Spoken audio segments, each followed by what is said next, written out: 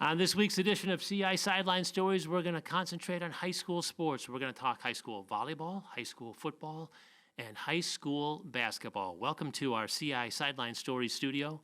My name is Kurt Pegler. This is our weekly podcast where we get a chance to sink our teeth into some longer form interviews, bring the newsmakers and the sports makers of Central Illinois around and sit down with them and have longer form interviews with them. You know, we really only get 3, maybe 4 minutes on a nightly newscast, so we can't really give you a whole lot of deep interviews, but here's our source to do that. Right here on our weekly podcast, CI Sideline Stories, and you can find us every week at ciproud.com and on the brand new WMBD Plus app for your smart television. We are going to talk volleyball. We had a state champion and a state runner-up this past weekend at the state volleyball tournament, but it was the team that took home the 4th place trophy, the Tremont Turks. They kind of stole the show. They were the Cinderella of the high school volleyball tournament at CEFCU Arena in Normal. We're going to take you back inside the media room after they finished their tournament and kind of get the inside scoop on what the Turks did to make their way to the state tournament. It was a wonderful underdog story, if you will, and they've got their first ever state volleyball trophy to show for it. We're also going to talk high school football with El Paso Gridley head coach Tanner Benedict. Coach Benedict has his team 1 win shy of getting to a state championship game. It would be the first time in 23 years that El Paso has been to the state championship. Back then, they were just El Paso High School. Now they're El Paso Gridley, the consolidation. We talk about the semifinal game. We talk about this 12-0 run that he's on, the fact that he's got a young roster. Our conversation with Tanner Benedict is coming up shortly. But we're going to start with high school basketball. The boys' basketball season begins next week.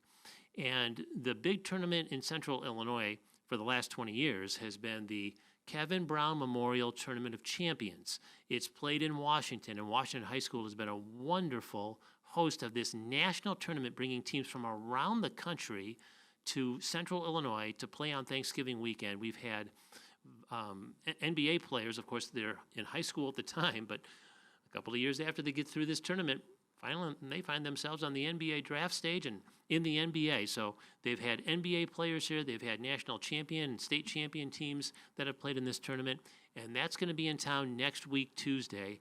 And if you haven't had a chance to go to the TOC yet, get your tickets and go. They're really going to roll out the red carpet because this is year 20 of it. And probably the guy that is most excited to be involved this year is the head coach of the Washington Panthers. It's Eric Schermerhorn, who's been involved with the TOC since it began. He, ironically, is the man who took the place of Kevin Brown. Kevin Brown, the former Washington head coach, who died of glioblastoma. He lost his battle with glioblastoma 6 years ago, and now he is kind of the face, if you will, of the tournament. Kevin Brown, everybody remembers Coach Brown, and now this research for glioblastoma, this very deadly brain cancer, that's the benefactor, I guess, if you will, of this tournament. The fundraising and all the efforts go towards finding a cure for glioblastoma.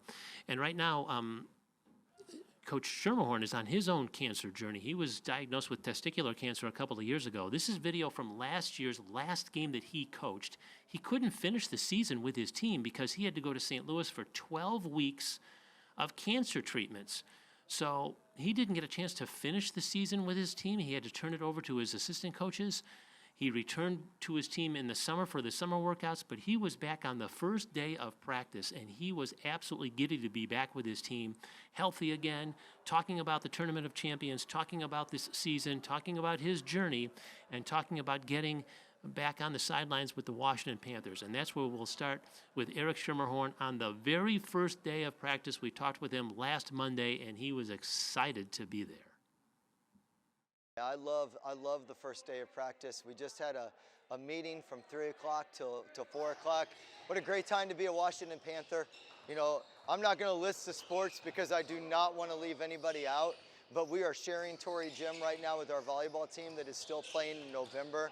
We had a meeting that was missing football players. We had a meeting that just got a soccer player back for us. So this is like Christmas, but you have to be a little bit more patient right now at Washington to open up the full present here for a couple more weeks. Hopefully a lot longer for our football guys. That's not bad, though, when I'm sure you feel the juice from all this other success. Oh, it's awesome. It's awesome. Our school right now, the climate in our school is, I wish I could bring somebody inside the classroom so you could see how motivated the kids are. Obviously, you're seeing it through the media on the sporting fields and in the pool and at the cross-country meets and on the football field and soccer at Hoffman Estates. But there's a lot going on that I think just Central Illinois in general is a great place to have family and to raise a family, and Washington's an incredible place to be for sure. You love coaching, so these first couple of weeks, when it's just practice and there's no game plans, you loved it. There's a ton of teaching. I've always liked practice. I love practice. And games are fun, but any coach will tell you that this is where the teaching happens, this is where the cultivation of the team happens, and this is where we get to really, really get in and just have fun, building chemistry, building a team, and ultimately preparing for the final product, which is watching game days, And then you got to start with the TOC every year where you bring in like a it's awesome. plus teams. Yeah, bring it on. That's our mentality when it comes to the TOC. And Sean and the committee have created a TOC this year that is a can't miss. I mean, just last year alone, 4 first-round draft choices in the NBA from just a few short years ago. We still have guys playing college basketball from Washington that played in the TOC against guys that are now in the NBA, and this year's field is incredible. It's 20 years old. Isn't that 20 years old. Technically, I believe it's 21 years old maybe, but yes, 20 years old. COVID, we missed a year. But yeah, looking forward to celebrating 20 years and of course celebrating Coach Brown's legacy here at Washington High School. It's bittersweet because of that, right? I mean, you're doing it for a great cause, but it's always bittersweet that he's not here. Last year though, the 20,000 fans that showed up and the teams that came across from the nation, we raised $103,000 for KB Strong and glioblastoma awareness. And our mission this year is to raise $150,000. I just said that publicly. We want to do that through the TOC. So it's going to be fans, it's going to be people coming to watch the tournament, enjoying a great week of basketball, and seeing our local kids compete against the best of the best. And it's special for you. You're on your own cancer journey here, and to have you at the first game, Yeah. the first day of practice, because you couldn't finish last year with your team. This is special too, right? I talked to my coaching staff.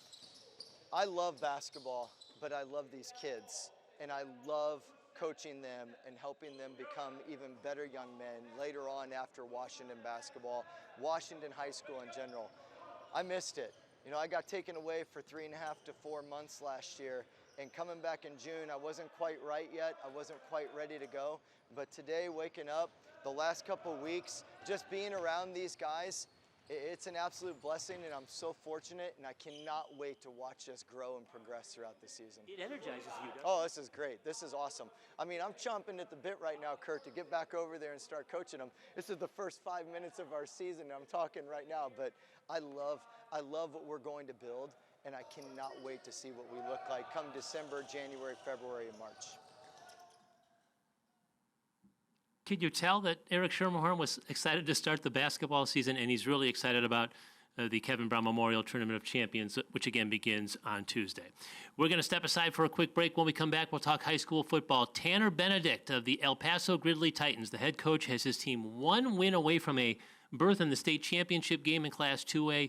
He's our guest next. We'll talk with him about what's ahead for the Titans. They're 12-0. They've had a remarkable season, and we'll continue our high school coverage with our CI Sideline Stories in just a moment.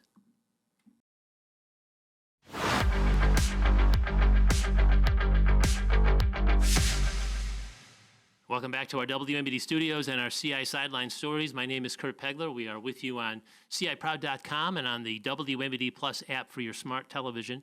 We are talking with Tanner Benedict, the head coach of the El Paso Gridley Titans. I had a chance to talk with him at practice as he's getting ready for a state semifinal game. His team is 12-0, has had a remarkable season, obviously undefeated, and now one win shy of going to the state championship game. It's been 23 years since a team from El Paso has played in the state title game, and his team has a chance to be there if it can win Saturday in Wilmington against a Wilmington team that is very, very good. It's a tradition-rich program.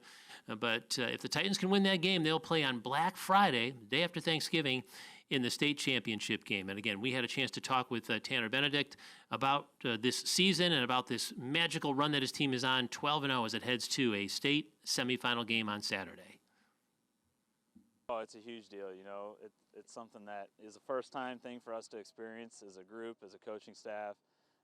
Just as, being here at EPG, there's some guys on the staff that have had, runs like this before, so it's great for them to be able to feel that again. But, yeah, and selfishly, it's great to be out here this time of year. Yeah. Your phone's been blowing up this week. Everybody's congratulating you on what you've accomplished so far? Oh, yeah, there's been a ton of support just, in our own community and just some outside people that have taken interest. Our conference is pretty tight-knit group, so hearing from other coaches throughout the week's been great too. Lot of respect from just a lot of different people. When you play the JCMSs and the Tri-Valleys and the Farmingtons, it gets you ready for a state semifinal, right? Yeah, absolutely. That's the best part about this conference is year in and year out, there's a conference team that's making a run, and part of that is because of the competition throughout the whole year. So, we have a tall task this week. We realize that. We have a lot of respect for Wilmington and the program they've put together. But, you can only play who's on your schedule. And luckily, our schedule's allowed us to play in some games that have prepared us for this. When you rolled the balls out in August, did you think you would be playing in a state semifinal with this group? Well, I'd be lying if I said, we talked about it a lot because we certainly didn't. But, with this group, our mentality has just been to get better every day. It sounds simple. It sounds cliche a little bit, but a lot of youth on this team, some inexperience, a couple guys that were on our team last year that played a lot. So to be able to get them back out here, they've kind of led us a little bit more this year. So it's just been a huge growth year for the whole program in general, just to see the work that was put in before this, the foundation that was kind of laid in prior years.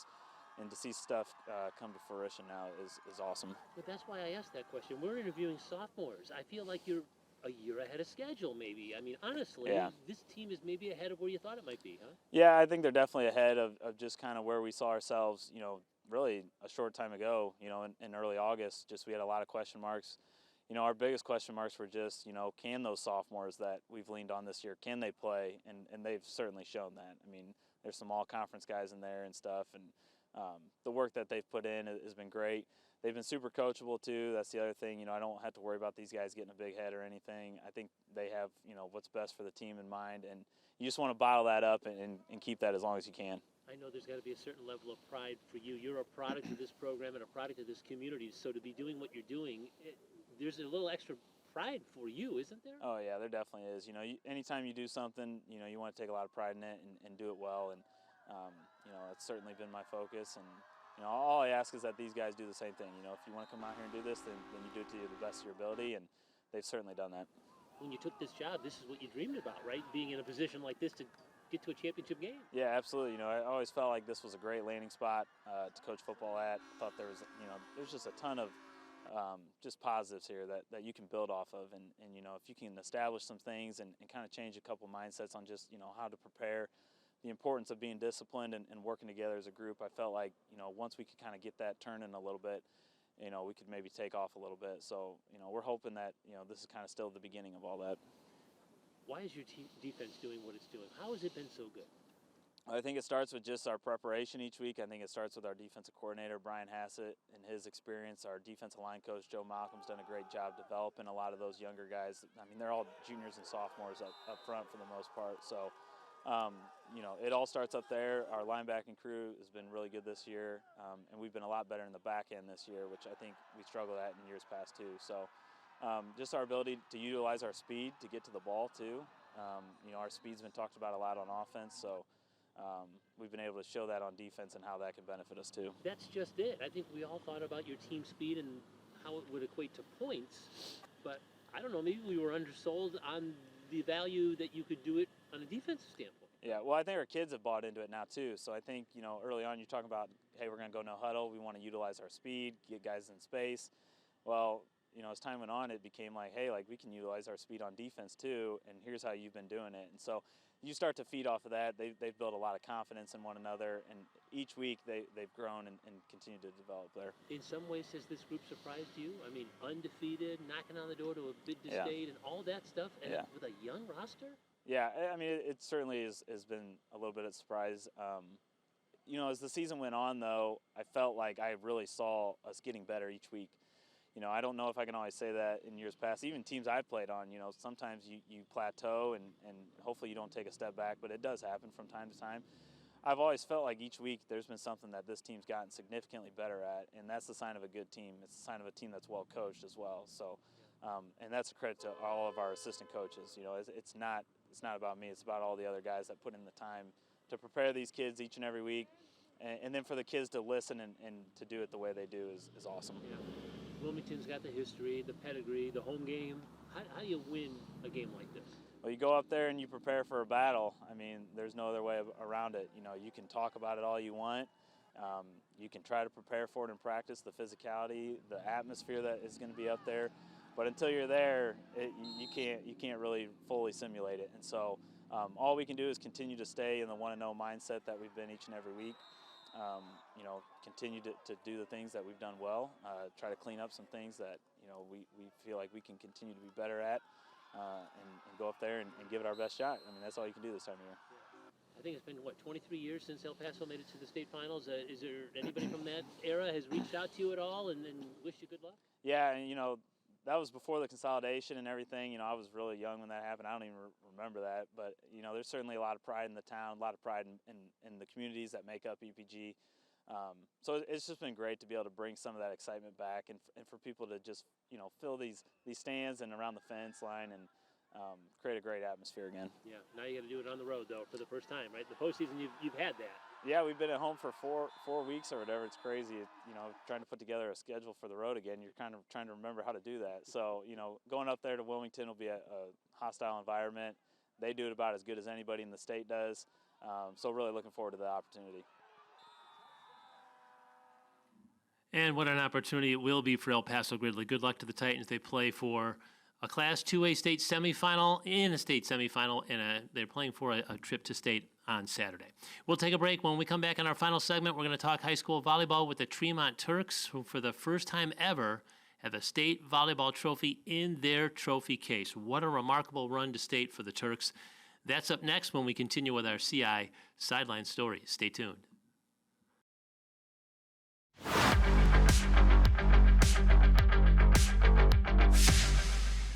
Welcome back to CI Sideline Stories. Kurt Pegler with you in our WMBD studios, and we just wrapped up a very successful volleyball season in Central Illinois. At the state tournament, we had 3 schools. We had Normal U High. The Pioneers won the Class 3A state championship, their first state title in 25 years. We had Bloomington Central Catholic in the Class 2A Final Four for the second year in a row. And for the second year in a row, the Saints finished second. So they've got back-to-back runner-up trophies now in that trophy case. And Tremont has its first ever volleyball state trophy, a 4th place finish after a remarkable run to state. This team was 17-17 heading into the postseason. They play a very difficult regular season schedule. They play in a really great volleyball conference, the Heart of Illinois Conference. They're a 1A school this year. They played pretty much a 2A schedule, slipped down to 1A for the postseason. They won a regional just for the second time, and they had to beat the number 1 team in the sectional, Illini Bluffs, to do that.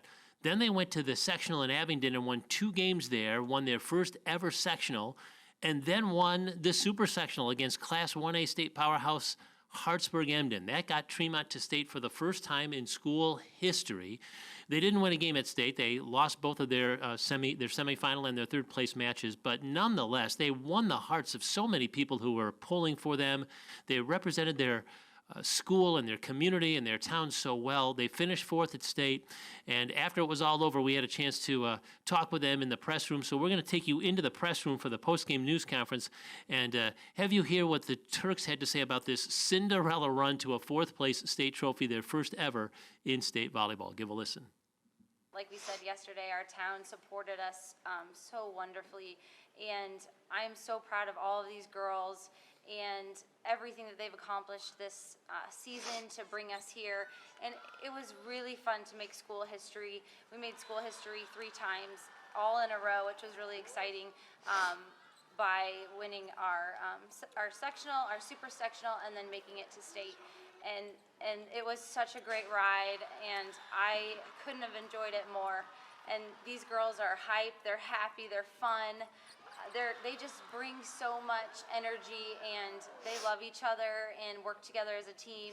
And we battled some sickness today, and they rallied around each other and just really, really came together and played their hearts out. I think I'm gonna remember this for like the rest of my life, and that might sound corny, but like this has just been so awesome. Like I feel like every day, like I've just been soaking it in because it is my last, and it's just like been so much fun. Like every day I wake up and I'm like, this is not real life. Like this is not real. Like I'm not playing at Redbird, but I've been on cloud 9 since November 1st. Honestly, like it's been awesome. I think we're just grateful for like anything we get because like anything is a big accomplishment, so we just really take it to heart and are happy with it. Yeah, like we weren't really like supposed to make it to any of this, so like the fact that we just kept winning and we kept pushing, we've grown so much as a team, and I'd say that we're all really close, and so I think that we're all just very grateful for every moment that we have with each other. Tiffany, what does this mean for the program? I'm guessing there's 8 or 9-year-old girls in Tremont now that are enamored with your team and might be playing volleyball sometime real soon because of it?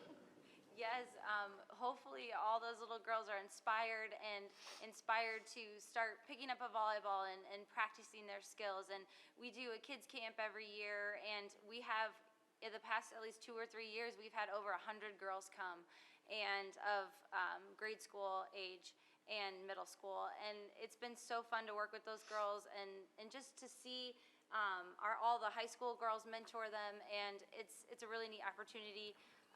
But yes, the girls, hopefully they're all inspired, and I know they do look up to these players. The middle school team wrote us notes like to all the individual players and said like, mine said like, you're so good at serving and I just really look up to you, and that meant a lot to me to just feel like little kids looking up. Also, just seeing everybody in the stands, like, it wasn't as packed today, but it was still really packed. But yesterday, just seeing literally it filled up to the top, knowing our town has less than 2,000 people and seeing, like, I feel like almost 2,000 people there for Tremont. It's pretty awesome just knowing they have our back, win or loss, no matter what. I told them this day one, and you guys can attest to this. I told them day one, we're going to play at Redbird Arena, and I told them we believe it, we work for it, we practice.